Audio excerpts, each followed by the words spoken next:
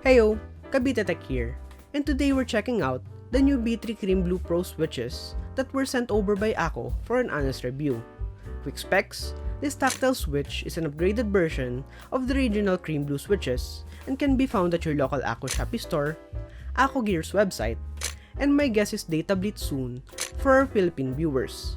The top is made of polycarbonate with a PA/nylon bottom, long pull dustproof stem, as well as a 45-gram operation force. Main change that comes with this from the OG one is that it has a 5-pin switch and a dustproof stem for better stability than before. The change from a Coiled to a cherry housing, upgraded contacts, as well as pre-lubricated rails to reduce any scratchiness coming from the switch, and in my experience, this feels so smooth out of the box, and I could certainly feel the tactile bump. It's not as harsh as the Boba U4T, but not as lackluster as the MX Brown. If I were to judge it, it's similar to the JWK Lagoons I had before.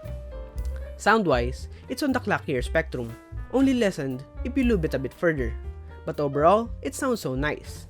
I've mounted mine on the Zeke M3, Akko's first TKL in the Zeke sub-brand, and expect a video on this soon. But for now, my config is with all the foams except PE foam, and with the polycarbonate plate and force brake mod attached.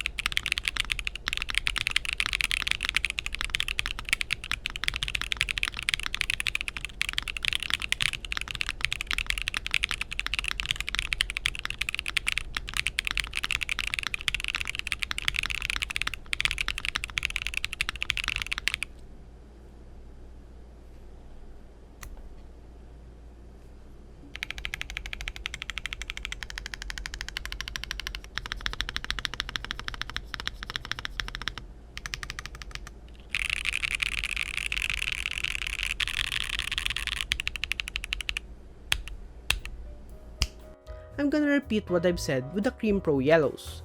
For the low price of 13 pesos, or about a quarter per switch, I'd say this is a bang for the buck.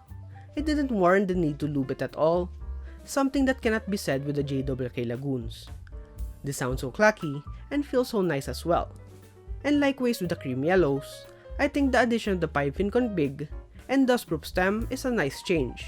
And I know a lot of higher-end enthusiasts wanted this change, so that they could mount this on a plateless and a solder build. Though, if you own the originals, I don't think you need to upgrade to this. I haven't, but my friend Merkibs had. And I'll link you to his video below that discusses his main opinions between the two. But again, if you're coming from the OG, don't think for a sec that you need this switch at all. It's just those quality of life improvements that made this much better than the OG ones. For me, I wouldn't use this on a daily as I prefer light tactile switches such as the MX Browns, but that's just my preference. Speaking of which, we have another Akko switch that's set to compete with the MX Brown, and that you'll find out very soon. What do you think of the switch? Let me know down below. I'm Johan J. Villanueva, and I'll see you in the next video.